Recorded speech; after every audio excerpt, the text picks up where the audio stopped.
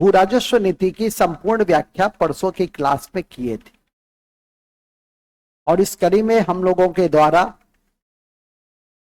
अस्थाई बंदोबस्ती, महलवारी, रैयतवारी के तुलनात्मक विश्लेषण पर बल दिया गया था। उसी में तथ्यों की तलाश की गई थी विशेषता के साथ, और वो आपकी कमिंग परीक्षा की दृष्टि से काफी महत्वपूर्ण होगा। इसी कड़ी में हमारी आज की कक्षा प्रशासनिक नीति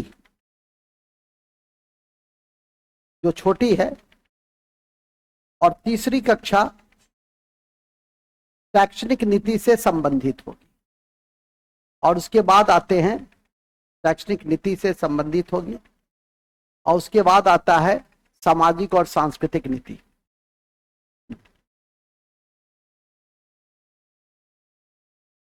हमारी आज की कक्षा प्रशासनिक नीति से संबंधित है और फिर शैक्षणिक नीति पे हम लोग बल देंगे। तो हमारा अध्याय बहुत स्पष्ट है, प्रशासनिक एवं शैक्षणिक नीति। इसके माध्यम से कैसे ब्रिटिश साम्राज्य सुदृढ़ हुआ, इसको देखना है, ठीक है कि नहीं? क्योंकि हम लोग मेंस की तैयारी नहीं, आईएएस पीसीएस मेंस नहीं, बीपीएससी के पीटी की तैयारी कर रहे हैं, और स्वाभाविक है कि हम लोग पीटी के एंगल में क्या है, तथ्य, थोड़ी अवधारणा।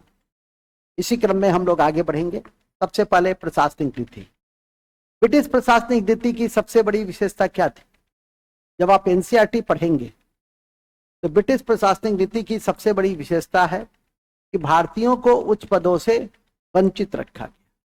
भारतीयों को उच्च पदों से वंचित रखा गया। और याद रखिए कि भारतीय सिविल सेवा के संस्थापक लॉर्ड कॉर्नवालिस को माना जाता है, जिनके समय में अस्थाई बंदोबस्ती की भी शुरुआत हुई थी। आगाज करेंगे हम लोग इसी तथ्य से, तो लिखेंगे ब्रिटिश प्रशासनिक नीति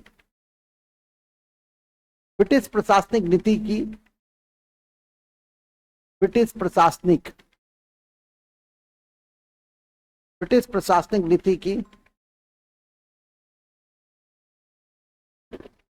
सबसे बड़ी विशेषता भारतीयों को वंचित रखना। हेलो, हाँ बेटा, हाँ बेटा, कैसी है बिटिया? ठीक है, अच्छे, क्लास में ही थे? हाँ, नाश्ता तो कर लिया, क्लास में ही थे। तुम किया?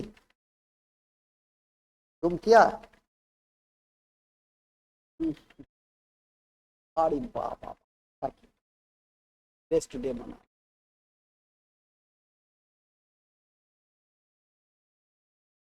कल तो क्लास है ना, कल तो स्कूल की छुट्टी खत्म, क्लास होगी, बहुत बढ़िया है। ईयरफोन के लिए कह दिए हैं, चिंता मत कर, बात पे ध्यान देना, खुश रहो। मौका मिले तो थोड़ा बहुत पढ़ना। ठीक है, हाँ, अच्छे से पढ़ना, लेकिन जो ही मौका मिले अच्छे से पढ़ना। ओके, बेटा, ठीक है, दीपाना को भी दे। हम लोग भारतीयों को वंचित रखना, ये इसकी सबसे बड़ी विशेषता थी। ब्रिटिश प्रशासनिक नीति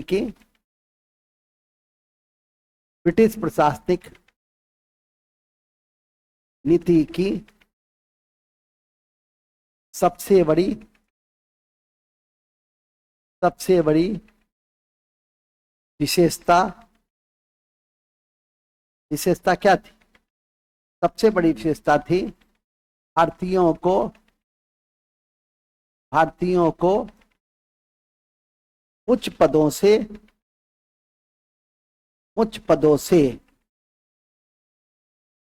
वंचित रखना, उच्च पदों से वंचित रखना।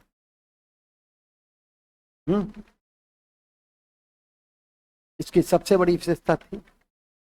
इसके बाद ये तो फर्स्ट, दूसरा क्या था? कि ब्रिटिश सिविल सेवा के संस्थापक कौन थे? Lord Cornwallis. देखिए ध्यान रखना है, ध्यान रखना है,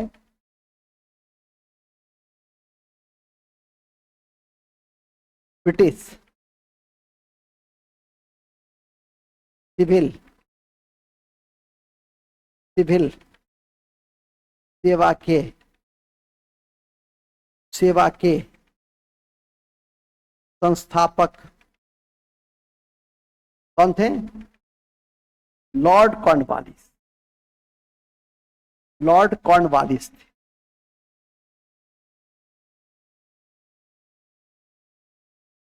कौन थे? लॉर्ड कॉर्नवालिस थे। ठीक है, चलिए अब इस प्रशासनिक नीति की कड़ी में, इस प्रशासनिक नीति की कड़ी में दो बातें हैं। प्रशासनिक नीति में दो बातें कौन सी? एक है पुलिस नीति, दूसरा है सैन्य नीति। तो प्रशासनिक नीति के, या यूं कहिए तीन भाग है। प्रशासनिक नीति के तीन भाग। पहला भाग है पुलिस, सेना, सिविल सेवा, और एक भाग और लिख सकते हैं, हालांकि वो अलग है, और वह है न्यायिक। ठीक है, तो पहले प्रशासनिक नीति ही रहने तो तीन भाग में, पुलिस, सेना, सिविल सेवा। ठीक है, पुलिस, सेना और सिविल सेवा। एनसीईआरटी ने भी इसी तीन आयाम की विस्तृत व्याख्या की है। तो लिखिएगा सबसे पहले पुलिस। भारत में पुलिस व्यवस्था का निर्माण, पुलिस व्यवस्था के निर्माण कर्ता कॉर्नवालिस को माना जाता है। कॉर्नवालिस को माना जाता है, कॉर्नवालिस को माना जाता है। इस कड़ी में उन्होंने जमींदारों को पुलिस कार्य से मुक्त कर दिया। इस कड़ी में जमींदारों को पुलिस काम से मुक्त कर दिया। ये थर्ड पिलर इसको कहते थे, third pillar of administrative system. इसके स्थापना कौन किया था? कॉर्नवालिस ने। का स्थापना कौन किया था? कॉर्नवालिस ने। ठीक है, और इस कॉर्नवालिस ने क्या किया? एकदम प्रोफेशनली जमींदार को पुलिस के काम से मुक्त कर दिया और स्पेशलाइज थाना बनाया, दरोगा के पद का सृजन किया, एसपी के पद का सृजन किया। तो लिखेंगे जमींदारों को पुलिस के कार्य से मुक्त कर दिए गए। थाना, दरोगा एवं एसपी के पद का सृजन किया गया। एसपी के पद का सृजन किया गया। ठीक है, सृजन किया गया। अभी लिखाए थे कि ब्रिटिश प्रशासनिक नीति की सबसे बड़ी विशेषता क्या थी? कि उसके ऊंचे पद पर, ऊंचे ओहदे से भारतीयों को वंचित किया। तो पुलिस में दरोगा तक भारतीयों को दिया गया, क्योंकि उसको स्थानीय भेदियों से बात करने में आसानी होती। ठीक है, उस एरिया को देखा होता था स्थानीय लोग। तो दरोगा का पद आज भी ग्रामीण स्तर पे जहां पर शिक्षा नहीं पहुंची है, तो आज भी वो एसपी से ज्यादा महत्वपूर्ण है। दरोगा जी पहले यहाँ बैसू, एसपी साहब बाद में बैसता, खड़ा रहता, तो कहियो अबै छथिन, अहाँ तो रोज अबै छी, अहाँ के पहले कुर्सी देबै हम। ठीक है कि नहीं? आज भी गांव में जहाँ जितना आपकी अनएजुकेटेड समाज है, वहाँ उतना दरोगा की पूछ है। लेकिन जो एजुकेटेड समाज है वो एसपी को पहले कुर्सी देगा। प्रोटोकॉल भी है, एसपी उसका मालिक होता है, पिताश्री नहीं, उसका कंट्रोलिंग ऑफिसर है। मूल बिंदु पे आ जाइए, उसको ट्रांसफर पोस्टिंग कर सकता है, सारा पावर उसमें है। और इतना पावर ग्रेड 3 के पद में किसी भी अन्य जिला स्तरीय जो अधिकारी है उसमें निहित नहीं है, जितना एसपी के पास है। ग्रेड 3 के अधिकारी की पदस्थापन नियुक्ति ये सब आपको राज्य स्तर के मुख्यालय से होता है। और यहाँ पर आपकी एसएसपी साहब ही ट्रांसफर कर देंगे, उसको हटा देंगे, सारा काम यही कर डालेंगे, रातों रात सस्पेंड। सिविल सेवा वगैरह में तो 3rd ग्रेड का पद होता है तो उसमें 3 बार स्पष्टीकरण पूछा जाएगा, एक पूरा विधिक प्रक्रिया अपनाई जाएगी।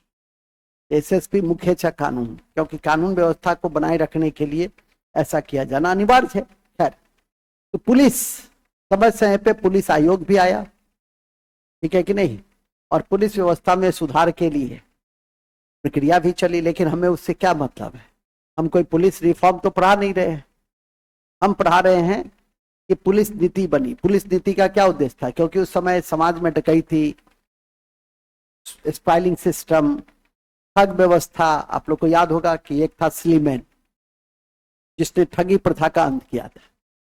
इसका अंत क्या था वो भी लिख दो नोट में, स्लीमैन ने ठगी व्यवस्था का अंत किया था, अंत किया था।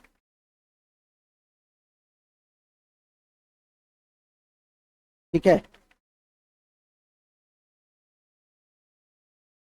चलिए। लेकिन उस समय जो हमारी स्थानीय पुलिस थी वो, जैसे ब्रिटिश पुलिस का अप्रोच था, कि ब्रिटिश पुलिस का अप्रोच क्या था, ब्रिटिश पुलिस का अप्रोच था असहिष्णुतापूर्ण। उसका एकमात्र उद्देश्य था कानून व्यवस्था नियंत्रण में रहे, जिससे ब्रिटिश साम्राज्य का पुष्पन प्रलंबन होता रहे। स्थानीय जो दरोगा थे वो भी उसी तरह व्यवहार करते थे जैसे उसका बड़ा साहब करता था। उसका दृष्टिकोण बेंटिंग ने बड़े अच्छे अंदाज में अपनी डायरी में लिखा, जो एनसीईआरटी में भी लिखा है, कि भारतीय पुलिस निचले तबके उसी तरह से व्यवहार करते थे जैसे गांव का समूह बनाकर कोई डकैती करता था तो डकैत जो है सो थोड़ा धमका करके और बराबर तरीके से वो स्पाइल लूट करता था, और ये थोड़ा सा पुचकार करके, थोड़ा सॉफ्ट गाली दे करके, डांट डपट करके, भयादोहन करके उससे पैसा छीनता था। वो भी एक प्रकार का डकैत का ही रूप था। बेंटिंग ने ऐसा कहा, मैंने ऐसा नहीं कहा, लिखा है कि जहां तक पुलिस का सवाल है वो जनता के रक्षक होने की स्थिति से कोसों दूर है। इस संबंध में जनता की भावना को बिना निम्नलिखित तथ्यों के सारे मैं अच्छी तरह नहीं रख सकता, ठीक है कि नहीं। वो ठीक उसी तरह से काम करते थे जैसे डकैत करता था। पुलिस ने शांतिप्रिय निवासियों को उसी तरह से लूटा मारा जैसे डकैतों ने किया। निहितार्थ समझ लो, मूल बिंदु खत्म हो गए। लेकिन इस पुलिस व्यवस्था को संस्थापना किसने की, कॉर्नवालिस ने, वो याद रखना है। पुलिस के बाद दूसरी व्यवस्था क्या थी, सेना, तो लिखेंगे सेना। पुलिस के बाद थी सेना, ये सेकंड पिलर था। ये कौन सा पिलर था, सेकंड पिलर था, सेकंड पिलर था, दूसरा स्तंभ था। ये क्या काम करता था, नामी सेना है, ठीक है, तो भारतीय शक्ति को जीतने का काम करता था। तो लिखेंगे इसका मूल काम ब्रिटिश प्रभुसत्ता की रक्षा करना था, ब्रिटिश प्रभुसत्ता की रक्षा करना था। और अधिकांश सैनिक भारत के ही होते थे, उत्तर प्रदेश और बिहार के अधिकांश सैनिक। देखो, भारतीय ही सैनिक, अब भारतीय का साम्राज्य जो ब्रिटिश डील कर रहा था उसकी समाज की सुरक्षा करता था। तो भारतीय सैनिक जो उत्तर प्रदेश और बिहार के थे, उत्तर प्रदेश और बिहार के थे,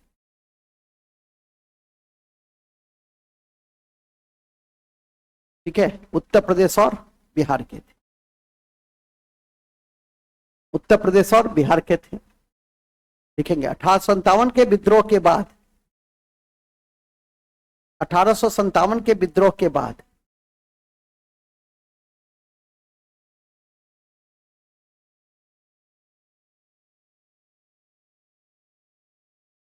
ठीक है, 1857 के विद्रोह के बाद, 1857 के विद्रोह के बाद पिल कमीशन के अनुशंसा पर, पिल कमीशन के अनुशंसा पर,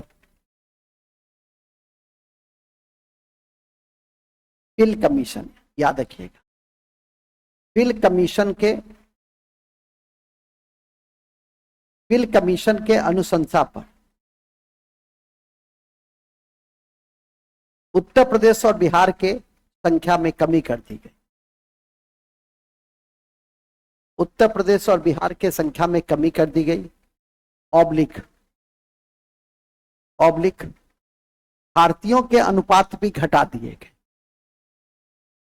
भारतीयों के अनुपात भी घटा दिए गए। ठीक है, भारतीयों के अनुपात भी घटा दिए गए, घटा दिए गए। किसमें? सीमा पर, सेना में भारतीयों के अनुपात को घटा दिया गया। बिहार और उत्तर प्रदेश को तो गैर सैनिक घोषित कर दिया, क्योंकि 1857 के विद्रोह में सबसे अधिक सक्रियता से इन्होंने अहम योगदान दिया। गोरखा, पंजाबी, आज भी है कि पंजाब के लोगों को लेने की टेंडेंसी अधिक होती है सेना में, और सेम योग्यता रहेगा, सब कुछ सेम रहेगा।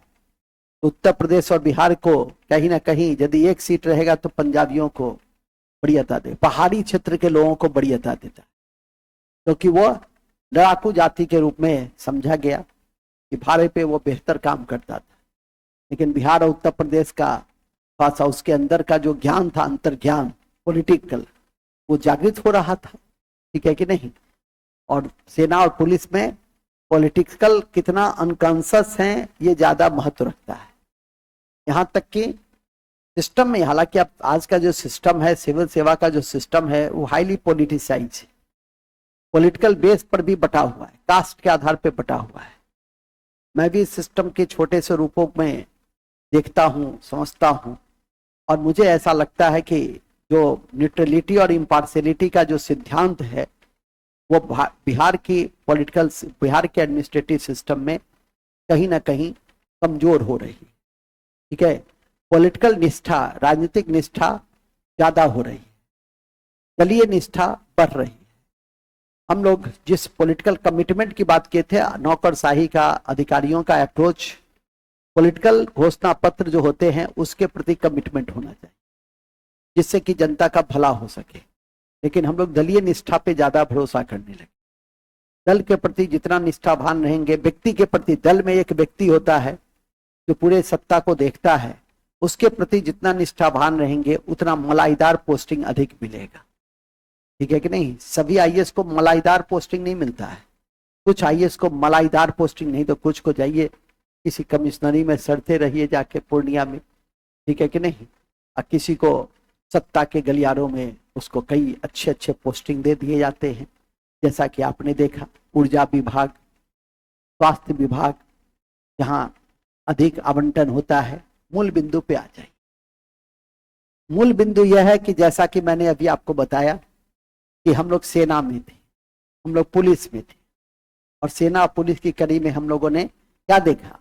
हम लोगों ने देखा मुख्य रूप से कि सेना में पिल कमीशन को देखा। अब आइए तीसरा, वो था सिविल सेवा। तो लिखिए सिविल सेवा, सिविल सेवा। ठीक है, सिविल सेवा,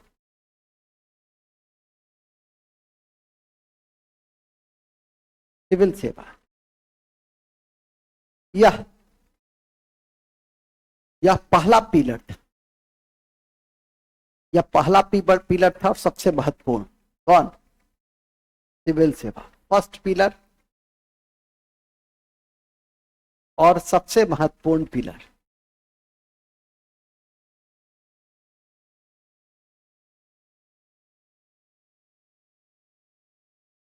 और सबसे महत्वपूर्ण पिलर। यह पहला पिलर था और सबसे महत्वपूर्ण पिलर था। कौन? ठीक है, जिसके संस्थापक भी किसको माना जाता है? कॉर्नवालिस को माना जाता है। कॉर्नवालिस को माना जाता है संस्थापक। इसे स्टील फ्रेम कहते हैं, इसे स्टील फ्रेम कहते हैं।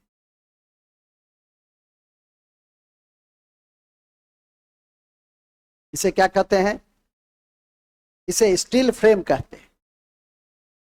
इसे क्या कहते हैं? इसे स्टील फ्रेम कहते हैं। ठीक है, स्टील फ्रेम कहते हैं। इसी के द्वारा ब्रिटिश साम्राज्यवाद, इसी के द्वारा ब्रिटिश साम्राज्यवाद को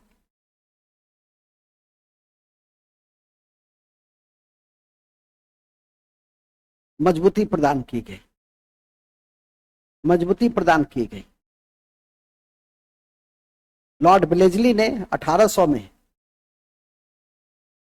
लॉर्ड वेलेस्ली ने 1800 में इनके प्रशिक्षण के लिए, लॉर्ड वेलेस्ली ने 1800 में इनके प्रशिक्षण के लिए फोर्ट विलियम कॉलेज कलकत्ता में खोला। फोर्ट विलियम कॉलेज कलकत्ता में खोला, यद्यपि इसे बंद करना पड़ा। 1802 में इसे बंद करना पड़ा और इसकी जगह 1802 में इसे बंद करना पड़ा और इसकी जगह 1806 में 1806 में लंदन के हैलीबरी कॉलेज में, लंदन के हैलीबरी कॉलेज में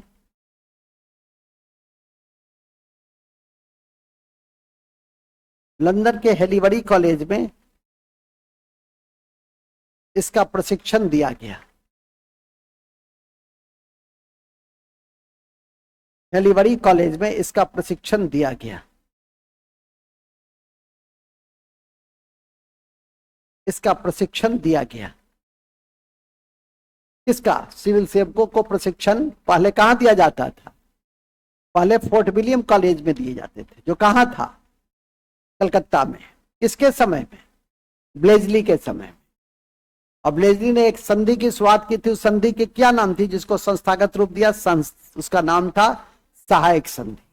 उसको भी ध्यान रखिएगा। इसकी अवधारणा दिया था डुप्ले ने, उसे भी ध्यान रखेंगे आगे। 1853 तक सिविल सेवा में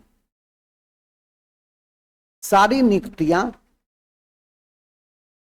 1853 तक सिविल सेवा में सारी नियुक्तियां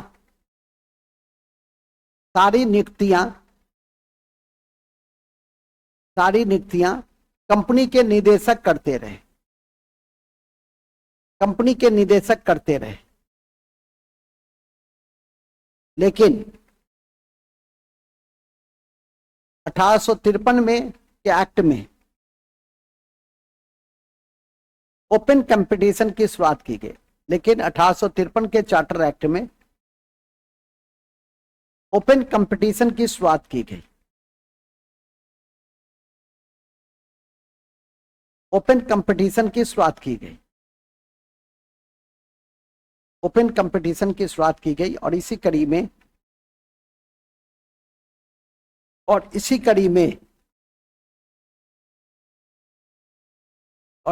में सत्येंद्रनाथ टैगोर पहले आईसीएस ऑफिसर बने। और इसी कड़ी में पहले भारतीय आईसीएस ऑफिसर कौन बने? सत्येंद्रनाथ टैगोर बने।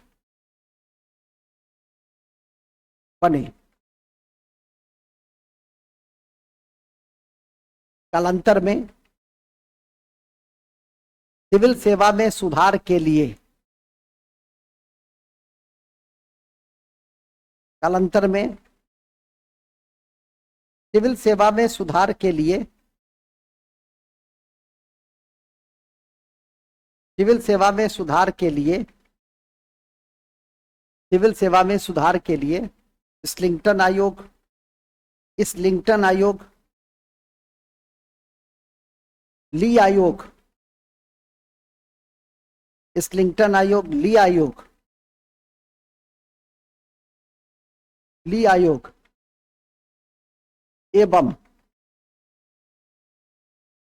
एवं यूपीएससी का गठन, एवं यूपीएससी का गठन, यूनियन पब्लिक सर्विस कमीशन का गठन। ध्यान रखें कि लिट्टन के समय में, ध्यान रखें कि लिट्टन के समय में, लिट्टन के समय में जिन्हें मैकबेथ ऑफ इंडिया कहा जाता है, लिट्टन के समय में, लिट्टन के समय में, जिन्हें लिट्टन के समय में कन्वेंटियन और नॉन कन्वेंटियन में बांट दिया गया। कन्वेंटियन, कन्वेंटियन और नॉन कन्वेंटियन में बांट दिया गया। जिन्हें कन्वेंटियन और नॉन कन्वेंटियन में बांट दिया गया।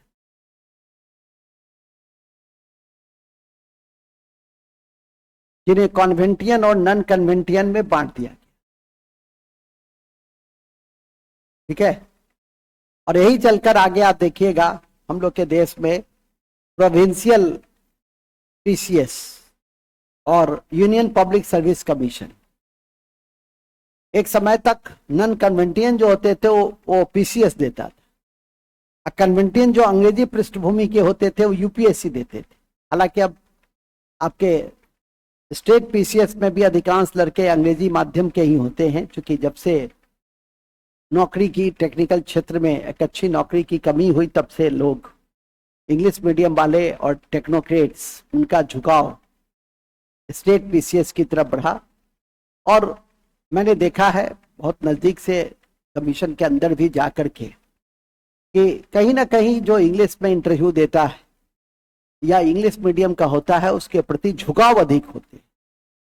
हालांकि एज ए मेंबर के रूप में हमारे ऊपर इसका प्रभाव नहीं पड़ता है। हम इस बात पर ज़्यादा बल देते हैं कि जो विद्यार्थी का, जो बच्चे आए हैं उसका फंडामेंटल प्रॉपर्टीज, गुण क्या है, ठीक है, प्रेजेंस ऑफ माइंड क्या है, कितना वो दूरदृष्टि रखता है, कितना सोचने समझने की क्षमता उसकी विकसित है। वो यदि विद इन मिनट या विद इन 2 मिनट्स वो सेटिस्फाइड करता है तो मैं उससे प्रभावित होता हूँ, और यदि नहीं करता है तो एनाहिते हुई छे जो चलता है, ठीक है, या 60 कुछ नंबर दे दो, ठीक है कि नहीं, लटक उटक के नीचे छोटा मोटा पद पे आ जाएगा, नौकरी मिल जाएगी, बड़े पद के लायक अभी नहीं है, ठीक है, उसके लिए नहीं सर बहुत गरीब है सर, नहीं, वो यदि कितना भी अनुभव भी न करे ऐसे तो नहीं होता है, ठीक है, उसके योग्य अपने आप को बनाना पड़ता है। ऊंचे पद के योग्य अपने आप को जब तक आप बनाइएगा नहीं तब तक आप, है कई लड़के अच्छे मिल जाते हैं तो उसको जितने अधिक नंबर, तब उतना विद्यार्थी को पता भी नहीं है कि उतना नंबर मिलेगा, उससे अधिक उसको मिल जाता है। वही इनर क्वालिटी देखा जाता है, इंटीग्रिटी जो मैं कहता हूँ, लॉन्ग साइटनेस, ठीक है कि नहीं, कमिटमेंट, ये सब बहुत इंपॉर्टेंट फीचर है। शब्द का कैसा यूज करता है, कैसी अभिव्यक्ति करता है, सर्टेन टाइम के अंदर कितना इम्प्रेस्ड करता है, कितना वो शालीन है, बहुत सारा फैक्टर्स होते हैं। चलिए खैर मूल में आइए। हम लोग जिस बिंदु को देख रहे थे वो था पुलिस, वो थी सेना, वो था सिविल सेवा। इस तीनों, ये तीनों फीचर जो है वो आपका क्या है, वो है हमारा प्रशासनिक नीति।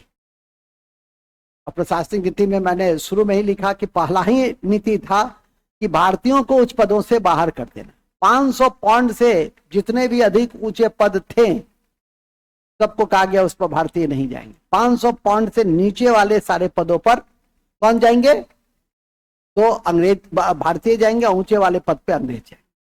लेकिन ध्यान रखिए इस कड़ी में कलेक्टर का पद है, ये कलेक्टर का पद बड़ा इंपॉर्टेंट है। इसका सृजन क्या था, वॉरेन हेस्टिंग्स ने। तो नोट में लिख दीजिए, कलेक्टर के पद का सृजन, कलेक्टर के पद का सृजन वारेन हेस्टिंग्स ने किया था। ठीक है, फिल्म देखे होंगे, एक राजकुमार की फिल्म थी, कलेक्ट्री तो हम शौक से किया करते हैं। दिल्ली तक मशहूर है कि नहीं, राजपाल चौहान एक हाथ में पाइप और दूसरे हाथ में इस्तीफा लेकर घूमता है। और तुम्हारे जैसे जमींदार हमारे यहाँ राजपाल चौहान के खानदान में रोज सुबह गुड मॉर्निंग करने के लिए आते हैं। अमरीश पुरी जमींदार रहता है, कहता है कि कलेक्टर साहब यह मत भूलिए कि इस इलाके का सबसे बड़ा जमींदार मैं हूं। तो राजपाल चौहान उसकी औकात, उसकी हैसियत को बताता है। ठीक है, उस डायलॉग को जाकर फिर से गूगल में क्या है, यूट्यूब में जाकर सुनना। राजपाल चौहान राजकुमार का डायलॉग बड़ा मजा आता है सुनने में। विद्यार्थी जीवन में मैं कई बार सुनता था कि कलेक्ट्री तो हम शौक से किया करते हैं। मूल बिंदु पे आ जाइए। तो मूल बिंदु यह है, जैसे मास्टरी हम शौक से किया करते हैं। ठीक है, तुम्हारे जैसा मास्टर, ठीक है, अभी भी मास्टर हो गया है, ये भी पढ़ाता है। ठीक है, मूल बिंदु पे आ जाइए। खैर, हम लोग बड़े अच्छे जगह पे थे। हम लोग थे सिविल सेवा, पुलिस और सेना में। तो सिविल सेवा, पुलिस और सेना, ये तीन पिलर किसका, ब्रिटिश प्रशासनिक नीति का। तो ये आपका खत्म हो गया, खत्म हो गया ना। अब एक इसमें आता है न्यायिक नीतियां। शैक्षणिक छोड़ो, शैक्षणिक सांस्कृतिक के साथ अगले दिन देखेंगे। अब देखेंगे न्यायिक नीति। न्यायिक नीति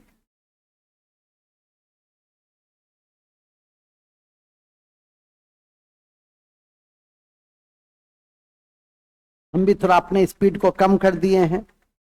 परीक्षा की तिथि बढ़ गई है तो तुम लोग को ऊर्जा में बनाए रखना है ना। खत्म करने के लिए क्या है, 60 चैप्टर में तो 50 हो गया होगा। ठीक है कि नहीं, रोज 2-3 हो ही जाता है क्या जी। तो हमको तो इस कक्षा का क्या उद्देश्य था, इस कक्षा का उद्देश्य था कि तुम्हारे मोमेंटम को परीक्षा तक बनाए रखना, और जो हम आदेश दे कि होम टास्क है तो उसको तैयार कर लेना। और हम तो जो पढ़ा रहे हैं, जितने भी महत्वपूर्ण अध्याय हैं वो तो मैं ही पढ़ा रहा हूं। ठीक है कि नहीं, तो ध्यान रखिएगा। इसी कड़ी में हम लोग विज्ञान में बायोलॉजी पढ़ लिए हैं मैक्सिमम। फिजिक्स भी साउंड साउंड हो गया है, नहीं हुआ है, हीट हुआ है, इलेक्ट्रिसिटी हुआ है, लाइट हुआ है, तीन सबसे महत्वपूर्ण पढ़ लिए हैं। ठीक है कि नहीं, साउंड और जनरल फिजिक्स बचा। अभी समय कितना है, बहुत ज्यादा समय है। ठीक है, 1 से 2 कक्षा में तो साउंड पूरा हो जाता है। चलिए खैर, मूल में आ जाइए। हम लोग मूल है न्यायिक नीति में। तो लिखिए न्यायिक नीति।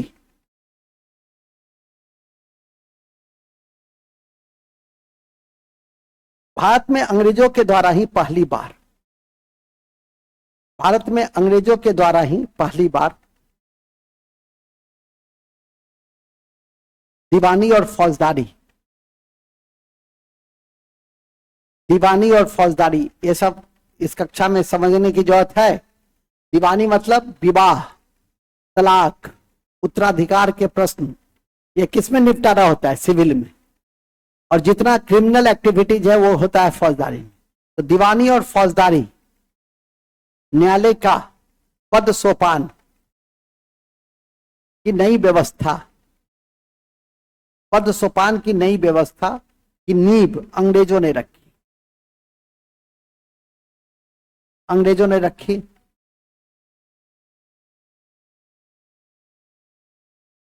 नेक्स्ट पॉइंट, इस व्यवस्था को, इस व्यवस्था को वारेन हेस्टिंग्स ने आरंभ किया था।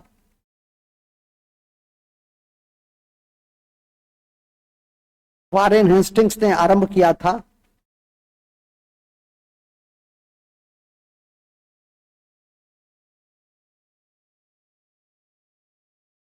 वारेन हेस्टिंग्स ने क्या किया था, आरंभ किया था, जिसे कॉर्नवालिस ने, जिसे कॉर्नवालिस ने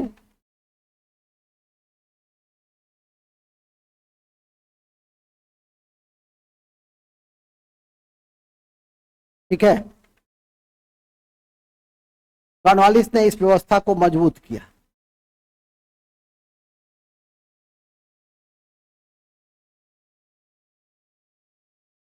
ओके,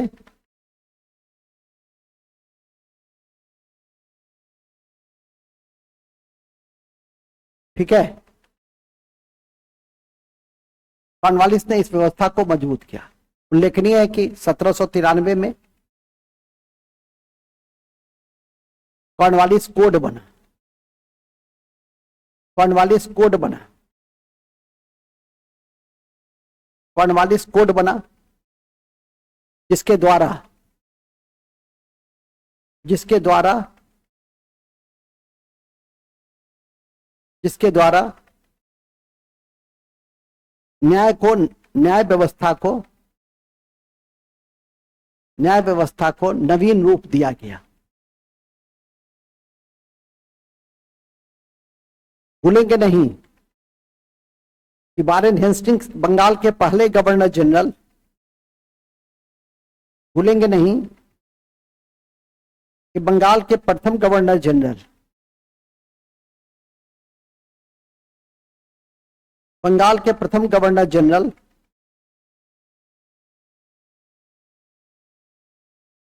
बंगाल के प्रथम गवर्नर जनरल बंगाल के प्रथम गवर्नर जनरल बंगाल के प्रथम गवर्नर जनरल कौन?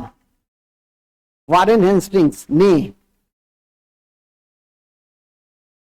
1773 के रेगुलेटिंग एक्ट के द्वारा 1773 के रेगुलेटिंग एक्ट के द्वारा 1773 के रेगुलेटिंग एक्ट के द्वारा 1773 के रेगुलेटिंग एक्ट के द्वारा सर्वोच्च न्यायालय की स्थापना 1774 में किया। सर्वोच्च न्यायालय की स्थापना 1774 में किया, जिसके प्रथम मुख्य न्यायाधीश इम्पे थे। सर्वोच्च न्यायालय ने किया जिसके प्रथम मुख्य न्यायाधीश इम्पे थे।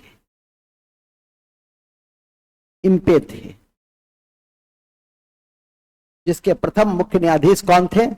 इम्पे थे। कौन थे? इम्पे साहब थे। ओके,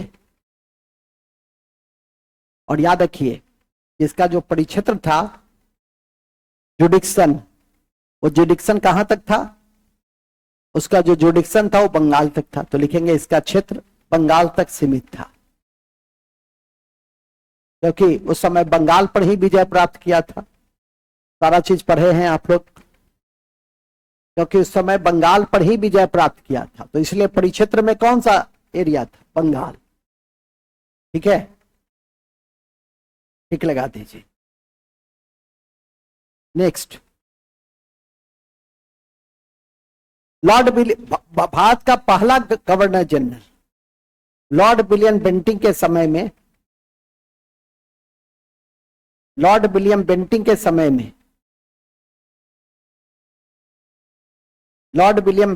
समय में क्षेत्रीय अदालत को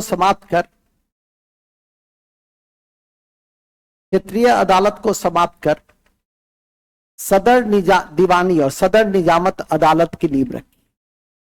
सदर दीवानी और सदर निजामत अदालत की नींव रखी। भारतीय न्यायिक अधिकारियों की अधिकार को बढ़ा दिया गया। भारतीय न्यायिक अधिकारियों के अधिकार को बढ़ा दिया गया। ठीक है, भारतीय न्यायिक अधिकारियों के अधिकार को बढ़ा दिया। क्या क्या परिवर्तन हुआ कि क्षेत्रीय न्यायालय जो था उसको समाप्त करके सदर दीवानी और सदर निजामत अदालत की स्थापना हुई और भारतीयों के अधिकार को बढ़ा दिया गया। और भारतीयों के अधिकार को बढ़ा दिया गया। वहां पे एक लाइन लिख देना, 1833 के चार्टर एक्ट में, नोट में या पॉइंट में लिख दो, ध्यान रखना है कि 1833 के चार्टर एक्ट में 1833 के चार्टर एक्ट में कानून बनाने के सारी शक्ति काउंसिल की सहमति से, कानून बनाने की सारी शक्ति काउंसिल की सहमति से, काउंसिल की सहमति से, काउंसिल की सहमति से, काउंसिल की सहमति से, काउंसिल की सहमति से गवर्नर जनरल को दे दिया गया, गवर्नर जनरल को दे दिया गया। ठीक है, सरकार ने मेकाले के नेतृत्व में लॉ कमीशन बनाया।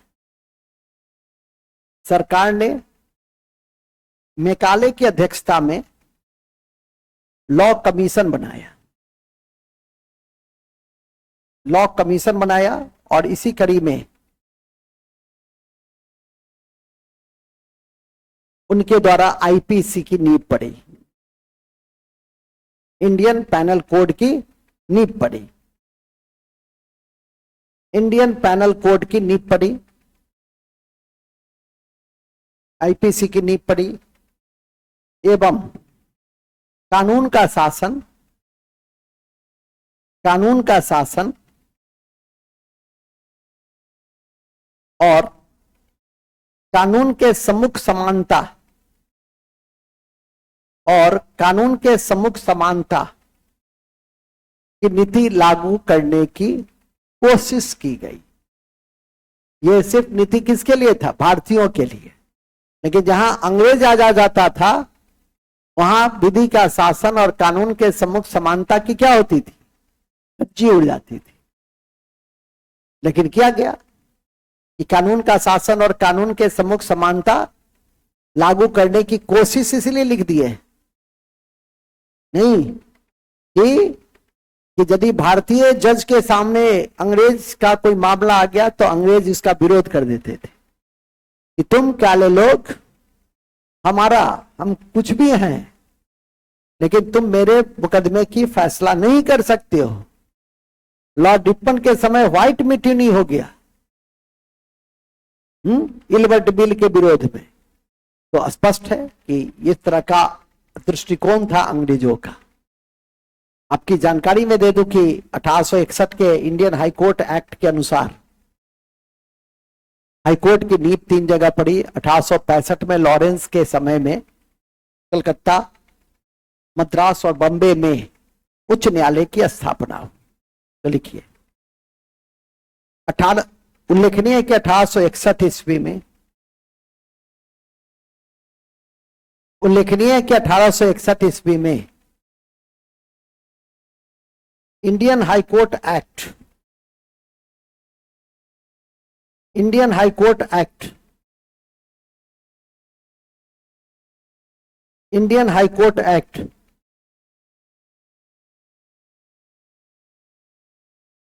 पारित किए गए पारित किए गए पारित किए गए ठीक है, पारित किए गए। और 1865 में कलकत्ता मद्रास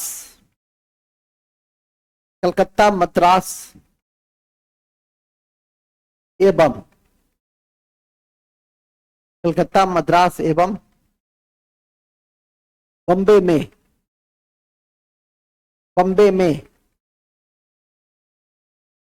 में उच्च न्यायालय स्थापित किए गए उच्च न्यायालय स्थापित किए गए। ठीक है, किए गए। समझिए, इसलिए सुव्यवस्था के लिए। इसका उद्देश्य क्या था? कि लोगों को न्याय मिल सके। न्याय नहीं मिल रहा है तो देखते हो पाकिस्तान में 9 तारीख से 16 तारीख तक लॉकडाउन कर दिया, ठीक है, सभी सार्वजनिक स्थान बंद कर दिए गए, शादी विवाह पे प्रतिबंध लग गया। क्यों? क्योंकि लोगों को न्याय नहीं मिलता है, इमरान खान के शब्दों में, और क्योंकि वहां एससीओ की बैठक हो रही है, संघाई सहयोग संगठन, जो एशिया का सबसे बड़ा आर्थिक और सुरक्षा ब्लॉक है, उसकी बैठक हो रही है, जिसमें भारत है, चीन है, रूस है, उज्बेकिस्तान है, पाकिस्तान है, कजाकिस्तान है, किर्गिस्तान है, ताजिकिस्तान है। तो ये सभी लोग उसमें क्या कर रहे हैं? हिस्सा ले रहे हैं, और जगहसाई होती, तो उस जगहसाई से रोकने के लिए उन्होंने क्या किया, और भारत की तरफ से कौन गए हैं? जयशंकर साहब, ठीक है, विदेश मंत्री साहब गए हैं।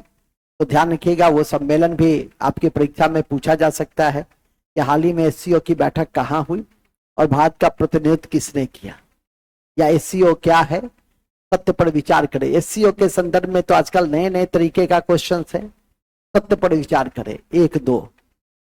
1 यह सामाजिक संबंध को मजबूत बनाने वाला संगठन है, यह आर्थिक और सुरक्षा ब्लॉक है, इसमें भारत के अलावा अफगानिस्तान और बांग्लादेश भी है। सुन लो, केवल 2। तो आशा है समझ गए होंगे कि कोई भी फैक्ट को पढ़िए तो थोड़ा सा संपूर्णता से उसको पढ़ने की और समझने की कोशिश कीजिए, नहीं तो गड़बड़ हो जाएगा। भारत की तरफ से प्रतिनिधित्व कौन किया है? भारत की तरफ से प्रतिनिधित्व किया है जयशंकर विदेश मंत्री साहब ने, जो सबसे कॉम्पिटेंट विदेश मंत्री माने जा रहे हैं। ठीक है, आगे चलिए। हम लोग हैं न्यायिक संगठन, हम लोगों ने हाईकोर्ट की नींव रख दी है, ठीक है कि नहीं? हम लोगों ने हाईकोर्ट की नींव 3 जगह रखी, कहां कहां रखी? फिर लिखिए, रिपन के समय में, ऐसे लिखो, 1882 में भारतीय स्वशासन का पिता, भारतीय स्वशासन का पिता भारतीय स्वशासन का पिता रिपन ने न्यायिक समानता के लिए न्यायिक समानता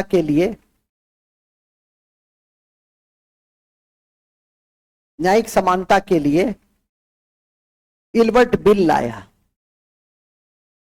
इल्बर्ट बिल लाया, जिसका विरोध अंग्रेज लोगों ने किया, जिसका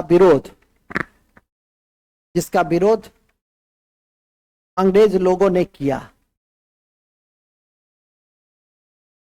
जिसका विरोध अंग्रेज लोगों ने किया, और इस कारण इस बिल को वापस लिया गया, जो भारतीय स्वतंत्रता संग्राम का तात्कालिक कारण बना, जो भारतीय स्वतंत्रता संग्राम का क्या बना? तात्कालिक कारण बना।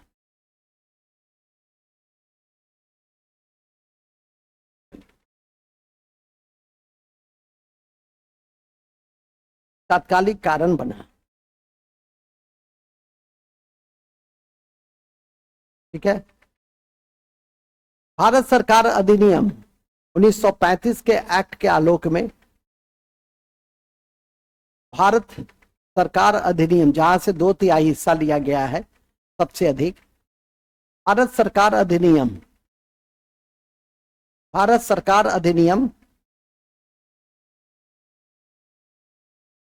भारत सरकार अधिनियम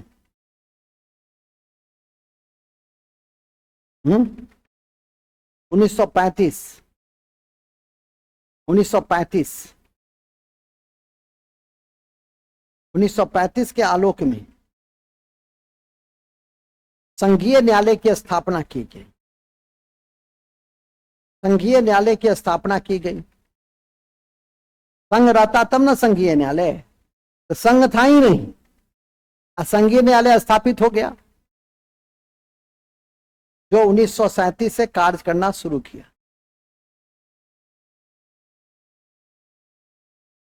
जो 1937 से काम करना शुरू किया। आजादी के बाद आजादी के बाद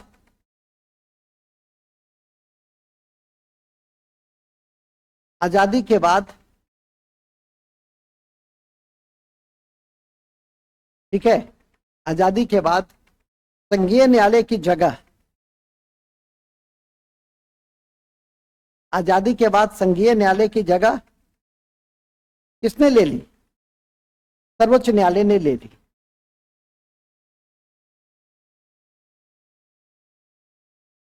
सर्वोच्च न्यायालय ने ले ली। 1950 में सर्वोच्च न्यायालय की स्थापना हुई।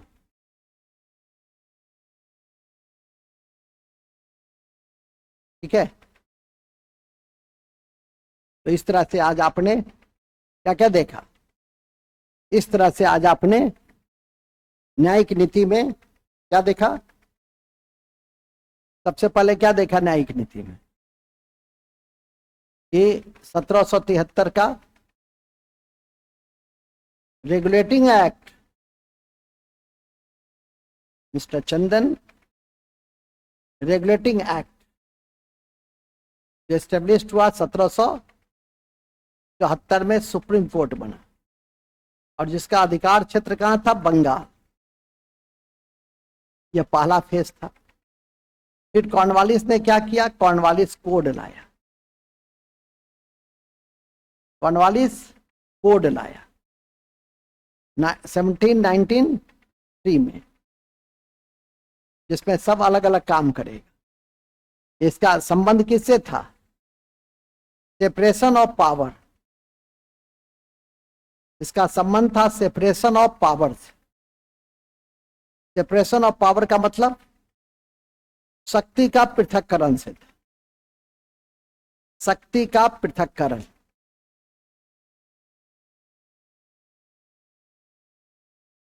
तीसरा, प्रिंटिंग। ये क्या किया? सदर निजामत, सदर दीवानी और निजामत अदालत बनाया। अदालत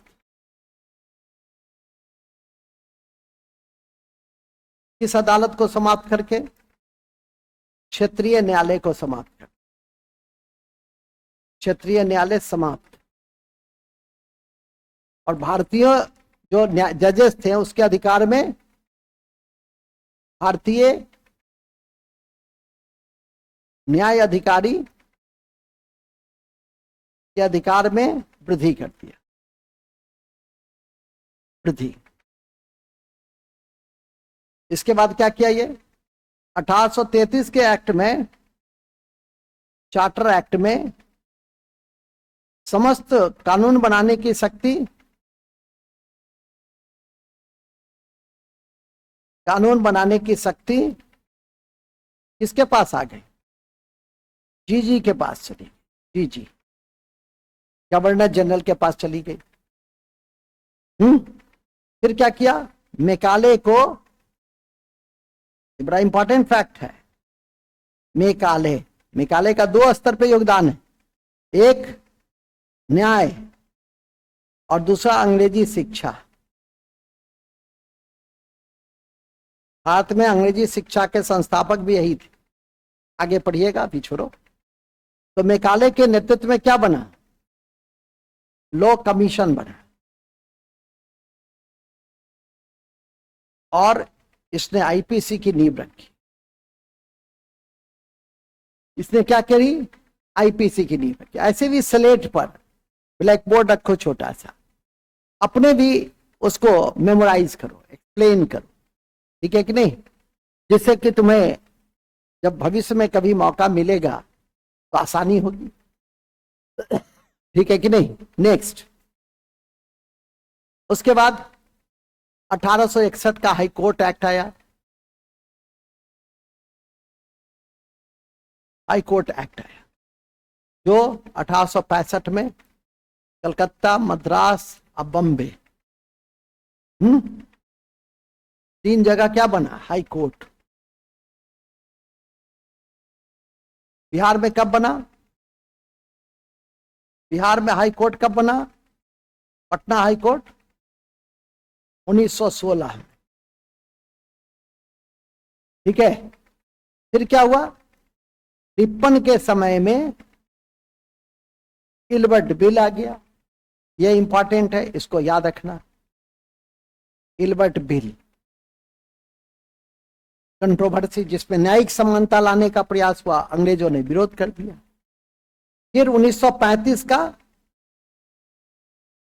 गवर्नमेंट ऑफ इंडिया एक्ट, संघीय न्यायालय बना। संघ गायब, लेकिन संघीय न्यायालय था। 1937 से काम। और फिर 1950 में सुप्रीम कोर्ट की स्थापना हुई, जो भारत में एक, और वर्तमान में 33 न्यायाधीश और एक मुख्य न्यायाधीश है। ठीक है कि नहीं? हाई कोर्ट में न्यायाधीश और मुख्य न्यायाधीश की संख्या अलग अलग कोर्ट में कार्य की आवश्यकता के अनुसार होती। यही पूरे न्यायिक क्षेत्र का क्या है? विकास। न्यायिक नीति क्या है? 4 न्यायिक नीति आप लोग पढ़ा, 4 नीति पढ़ा आप लोगों ने। प्रशासनिक नीति बने चैप्टर के दृष्टि से प्रशासनिक, तो चैप्टर के दृष्टि से तो एक ही काफी है।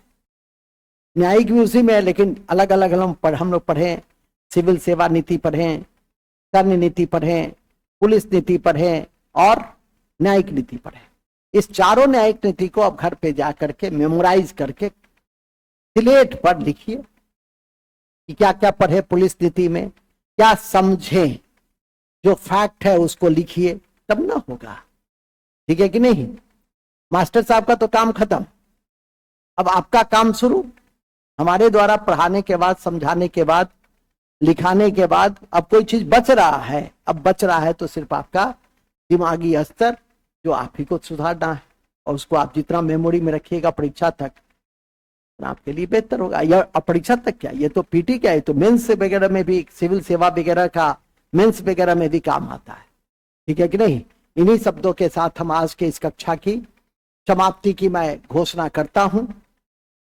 हम लोग जब भी कोई कक्षा समाप्त करते हैं तो क्या पढ़ते हैं? तो बूस्टर फैक्ट, तो लिखिए बूस्टर फैक्ट। अब लिखिए दिवाली फैक्ट, पटाखा फैक्ट। चेंज हो गया, नाम चेंज। दिवाली में पटाखा फैक्ट है। लिखो सबसे पहला पटाखा फैक्ट। ऐसा नहीं कि लिख ही लेना। वारेन हेस्टिंग्स के समय में 1781 में, वारेन हेस्टिंग के समय में 1781 में कलकत्ता मदरसा की नींव पड़ी। कलकत्ता मदरसा की नींव पड़ी।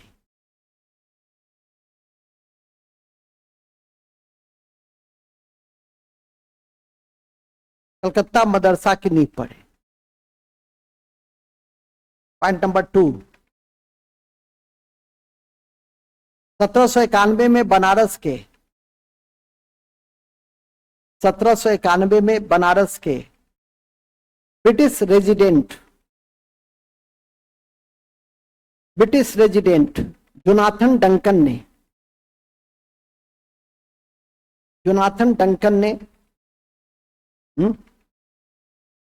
डंकन ने संस्कृत कॉलेज खोला। बनारस में एक संस्कृत कॉलेज खोला। बनारस में एक संस्कृत कॉलेज खोला। कौन कॉलेज खोला? संस्कृत कॉलेज खोला। ठीक है। पॉइंट नंबर 3, 1901 में आरसी दत्ता ने इकोनॉमिक हिस्ट्री ऑफ इंडिया में, इकोनॉमिक हिस्ट्री ऑफ इंडिया में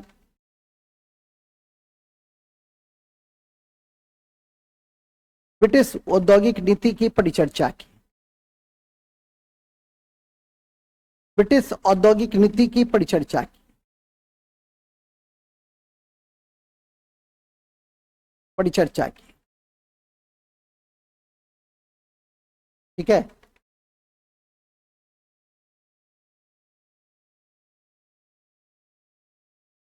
बंगाल से ड्रेन ऑफ वेल्थ 1757 से ही आरंभ हुआ। बंगाल से ड्रेन ऑफ वेल्थ 1791 से ही आरंभ हुआ, 1757 से ही आरंभ हुआ, 51 नहीं, 1757 से ही आरंभ हुआ और 1765 के बीच लगभग 60 लाख पौंड भेजे गए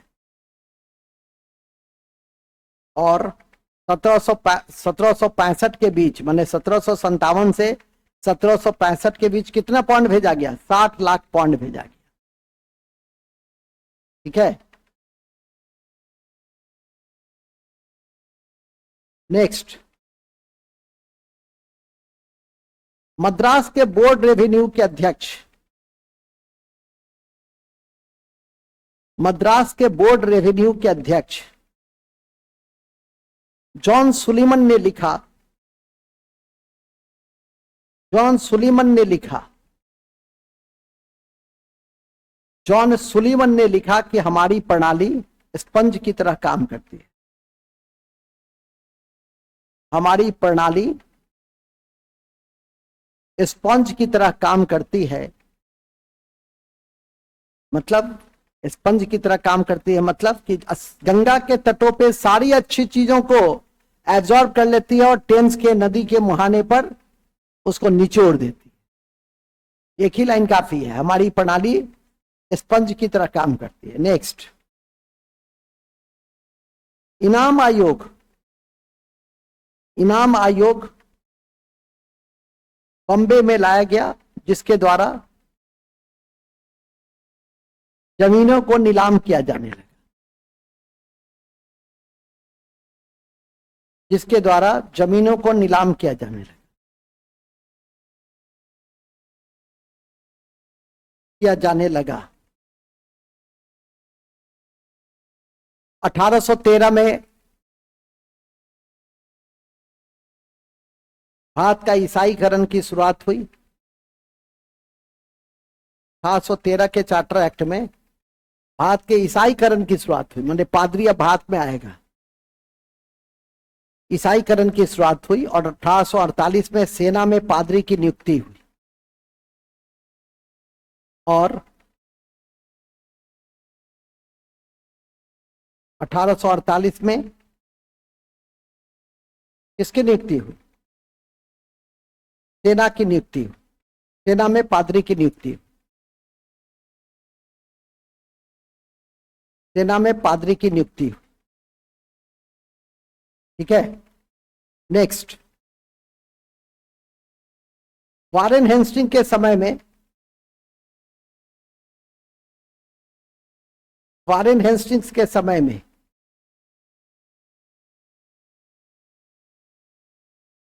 वारेन हेस्टिंग्स के समय में भगवत गीता का अंग्रेजी में अनुवाद, भगवत गीता का अंग्रेजी में अनुवाद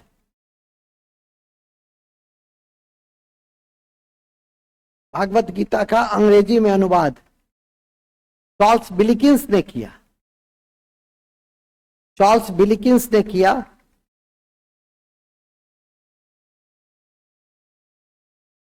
चार्ल्स बिलिकिंस ने किया, चार्ल्स बिलिकिंस ने किया, जिसकी प्रस्तावना वारेन हेस्टिंग्स ने लिखा।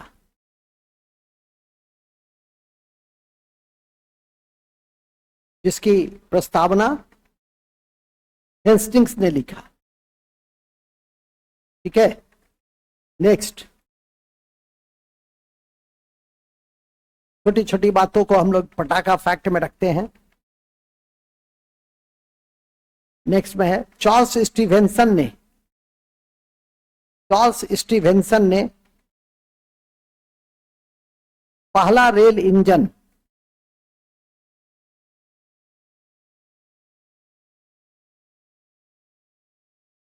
स्टीवेंसन ने पहला रेल इंजन 1814 में इंग्लैंड में चलाया।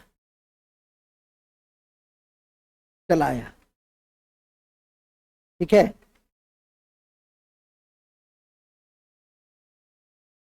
भूलेंगे नहीं कि भारत में रेल लाइन बिछाने का पहला सुझाव 1831 में ही आया था, लेकिन इसे मूर्त रूप 1831 में ही आया था।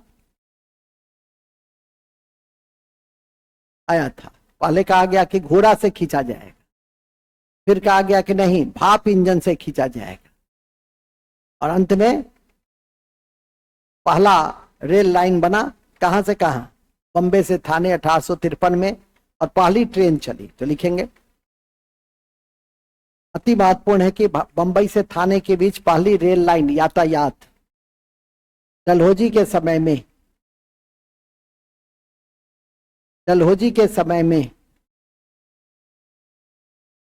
1853 में खोली गई। डलहौजी को आधुनिक भारत का निर्माता भी कहते हैं, ध्यान रखिएगा। खोली गई, क्या की गई? खोली गई। अति महत्वपूर्ण है कि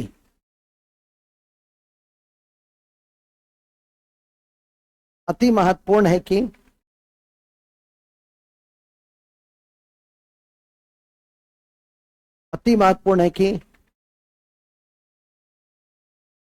सुगोली की संधि 1816 के द्वारा सुगोली की संधि 1816 के द्वारा नेपाल के कई क्षेत्रों को भारत में शामिल किया गया। नेपाल के कई क्षेत्रों को भारत में शामिल किया गया। ब्रैकेट में लिख दो, लॉर्ड हेस्टिंग के समय में। लॉर्ड हेस्टिंग के समय में ब्रैकेट कर दीजिएगा, ठीक है। किसके समय में? लॉर्ड हेस्टिंग्स के समय में। यह भी ध्यान में रखेंगे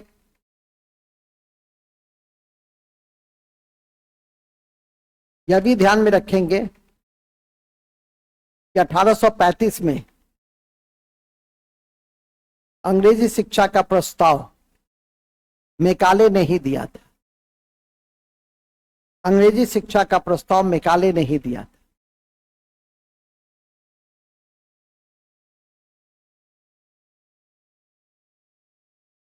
था, ठीक है। किसने दिया था? मैकाले ने ही दिया। फ्री हिंदुस्तान पत्रिका का संपादन तारकनाथ दास ने किया। फ्री हिंदुस्तान पत्रिका का संपादन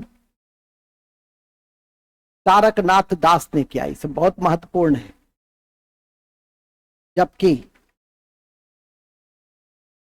शब्द कौमुदी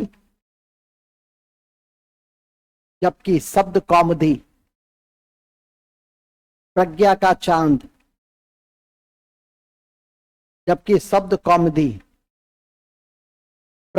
चांद, मिरातुल अखबार फारसी में राजा राम मोहन राय ने किया।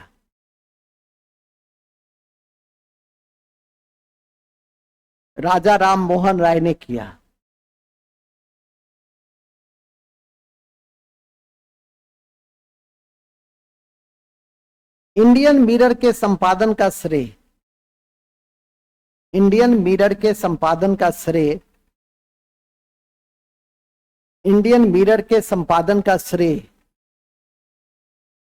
देवेंद्रनाथ टैगोर और मनमोहन घोष ने। एकदम याद रहना चाहिए, ये सब बीपीएससी के लिए, ये सब बीपीएससी की बड़ी महत्वपूर्ण पुस्तक पत्रिका है, ठीक है। नेक्स्ट, सोम प्रकाश ईश्वरचंद्र विद्यासागर ने संपादित किया। सोम प्रकाश, ईश्वरचंद्र विद्यासागर ने संपादित किया, जिसमें नील किसानों का समर्थन किया गया। सोम प्रकाश किसने लिखा है? ईश्वरचंद्र विद्यासागर ने। ईश्वरचंद्र विद्यासागर ने बंगला में एक व्याकरण भी लिखा था, जिसकी चर्चा हम सामाजिक धार्मिक सुधार आंदोलन के क्रम में करेंगे। नील किसान का चित्रण किया है। नेक्स्ट, अति महत्वपूर्ण है कि दीनबंधु मित्र ने, अति महत्वपूर्ण है कि दीनबंधु मित्र ने नील दर्पण लिखा बंगला में, जबकि जबकि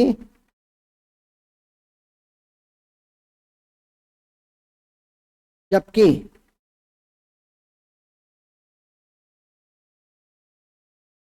जबकि जबकि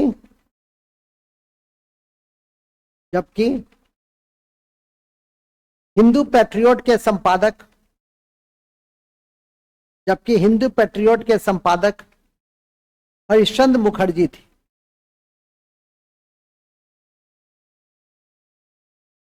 हरिश्चंद्र मुखर्जी थे।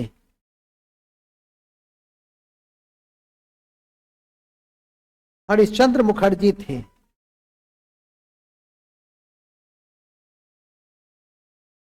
संपादक कौन थे? हरिश्चंद्र मुखर्जी थे, याद रखिएगा। हरिश्चंद्र मुखर्जी थे जिन्होंने नील किसानों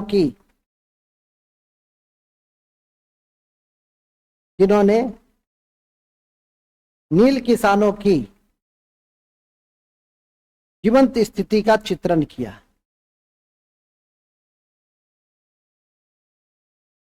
जिन्होंने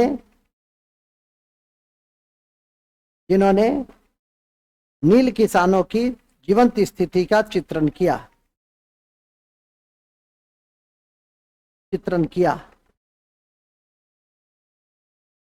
किसने? आज जी, चलिए आज के अंत में लिख दो 2-3 और। बहिष्कृत भारत, बहिष्कृत भारत,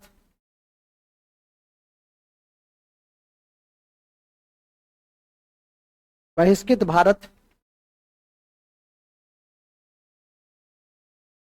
भीमराव अंबेडकर ने संपादित किया था। भीमराव अंबेडकर ने संपादित किया था। भीमराव अंबेडकर ने संपादित किया था, जबकि अंबेडकर ने 1924 में मुंबई में, जबकि अंबेडकर ने 1924 में बहिष्कृत हितकारिणी सभा, बहिष्कृत हितकारिणी सभा की नींव रखी।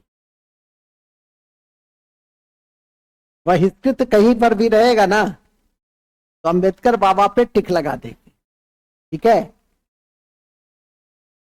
अंडरलाइन कर लो। मुंबई 1924 बहिष्कृत हित सभा, ये दोनों एनसीईआरटी फैक्ट है, इसलिए चुन के आपको लिखवा दिए हैं। इंडिपेंडेंट मोतीलाल नेहरू ने, इंडिपेंडेंट मोतीलाल नेहरू ने और अल हिलाल मौलाना अब्दुल कलाम आजाद,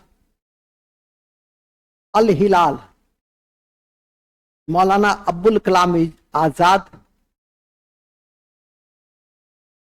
संध्या और युगांतर, क्रांतिकारियों की पत्रिका थी। संध्या, युगांतर और काल। संध्या, युगांतर, क्रांतिकारी की पत्रिका ब्रह्मदेव उपाध्याय। संध्या और युगांतर क्रांतिकारी की पत्रिका ब्रह्मदेव उपाध्याय और काल परांजपे ने परांजपे ने, परांजपे ने लिखा था, संपादित किया था।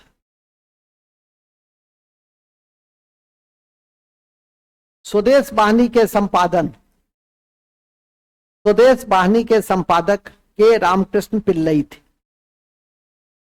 स्वदेश वाहिनी के संपादक कौन थे? के रामकृष्ण पिल्लई थे। जबकि कॉमरेड मोहम्मद अली ने संपादित किया, जबकि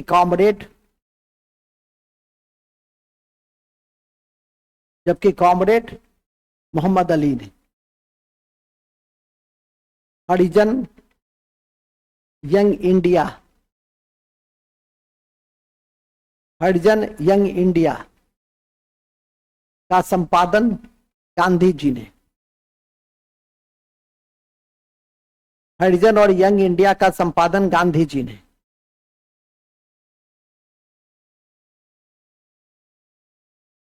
ने, जबकि लीडर और सुधारक का संपादन गोपाल कृष्ण गोखले, लीडर और सुधारक का संपादन गोपाल कृष्ण गोखले।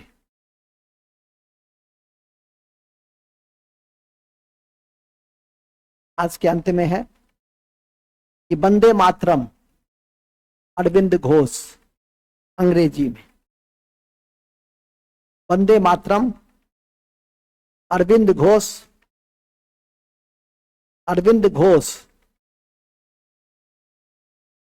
अरविंद घोष किसमें?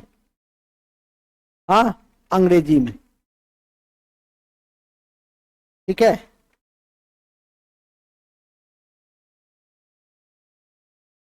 तो गोली लिख दी हो ना, एक यांडावोस की संधि लिख दीजिए। यांडावो की संधि प्रथम आंग्ल बर्मा युद्ध, प्रथम आंग्ल बर्मा युद्ध की समाप्ति पर फरवरी 1826 को हुई थी।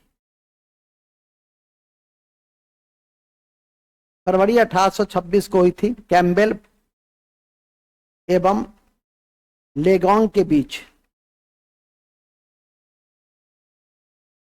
लेगोंग के बीच। यह 1826 याद रखिए, ठीक है, यह फरवरी 1826 याद रखिएगा। ये चूंकि आसाम के आत्मनिर्णय के पक्ष से भी है, या यूं कहियो कि आसाम का जो काला अध्याय की शुरुआत होता है, उसके बीच में यांडावो की संधि 1970 में जब आसाम आंदोलन, तो उसमें यांडावो की संधि चर्चा में आई, और समय समय पे यह संधि चर्चा में आती रहती है, जिसका संबंध इतिहास से। सुगोली का संधि भी समय समय पे, चूंकि नेपाल के कई क्षेत्रों को हमने अधिग्रहित कर रखा है, चाहे वो नैनीताल का क्षेत्र हो, पिथौरागढ़ का क्षेत्र हो, या कई ऐसे क्षेत्र हैं, और समय समय पे सुगोली की संधि पर नेपाल सरकार कहती भी है कि पूरा समीक्षा की जाए।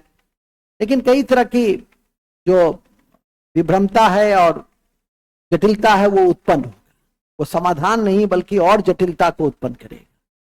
उसी क्रम में हम यांडावो की संधि को भी देखें, और डलहौजी के समय में लोअर बर्मा और डफरिन के समय में अपर बर्मा को हमने हस्तगत किया।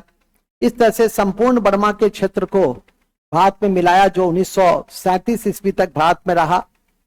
भारत सरकार अधिनियम 1935 के आलोक में आप लोग को मैंने पढ़ाया भी है, बताया भी है, समझाया भी है और लिखाया भी है कि 1935 में बर्मा भारत से अलग हो गया, और इस तरह से ये काफी महत्वपूर्ण, जिसको क्रियान्वित ही 1935 के एक्ट का अधिकांश पक्ष का क्रियान्वयन ही 1937 में, ठीक है कि नहीं। इसलिए इन सब बिंदु अभी भी बताए थे संघीय न्यायालय, लेकिन कार्य रूप 1937 लिखे थे, ठीक है कि नहीं। तो इन सब बिंदुओं को थोड़ा सा याद करके रखने का प्रयास करेंगे। तो आज के लिए हम यहीं तक रहना चाहेंगे, क्योंकि आप यदि इतना भी याद करके रख लेते हैं, पढ़ना बहुत कठिन नहीं होता है, समझना बहुत कठिन नहीं होता है। जब पढ़ाएंगे तो समझ में आएगा ही, यही थोड़ा सा भी दिमागी हालात ठीक होगा, लेकिन उसको मेंटेन करके रखना सो टीडीएस जॉब है चंदन जी, टीडीएस जॉब है, उसको मेंटेन, फिर उसको सॉल्व करना, क्वेश्चन आयर में उसको सॉल्व कर देना।